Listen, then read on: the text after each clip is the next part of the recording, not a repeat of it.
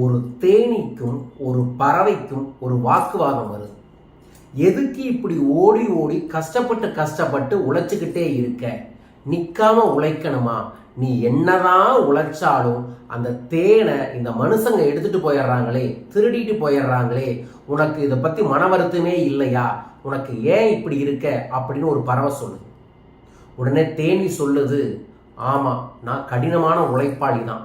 தேடி தேடி நான் கொண்டு வந்து தேனை வச்சாலும் யாரோ ஒருத்தர் அந்த தேனை எடுத்துட்டு போயிடுறாங்க.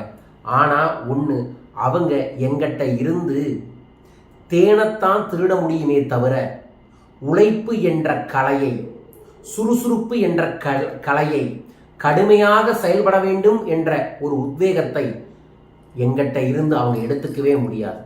அவங்க எடுத்துக்கிறது என்னோட உழைப்போட ரிசல்ட் தானே தவிர என் உழைப்பு இல்லை. நான் மீண்டும் மீண்டும் உழைப்பேன் என்பதுதான் எனக்கு முக்கியம். உழைத்தால் நான் உயிர் வாழ்வேன், அதனால் நான் உழைக்கின்றேன் என்று ஒரு தேனி ஒரு பறவைகிட்ட சொல்லுச்சு. அதுதாங்க நானும் உங்களுக்கு சொல்றேன். நம்ம நிறைய பேர் சொல்லுவோம், தேனியை போல இருடா, தேனியை போல இருடா அப்படின்னா, தேனி செயல்பட்டு கொண்டே இருக்கும். இழந்ததை பற்றி வருத்தப்படாது, தொடர்ந்து உழைத்து கொண்டே இருக்கும். நம்ம வாழ்க்கையிலும் ஏதோ ஒரு காரணத்தால சில விஷயங்கள் உழைப்பு மூலமாக மிஸ் பண்ணியிருப்போம். யாராவது நம்மளை திருடிட்டு போயிருப்பாங்க, அவமானப்படுத்திட்டு போயிருப்பாங்க, நம்மளோட விஷயங்களை எடுத்துட்டு போயிருப்பாங்க.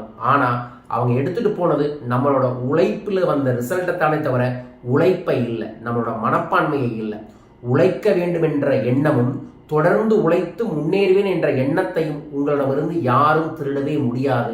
உங்களோட திறமையும் அதுதான்.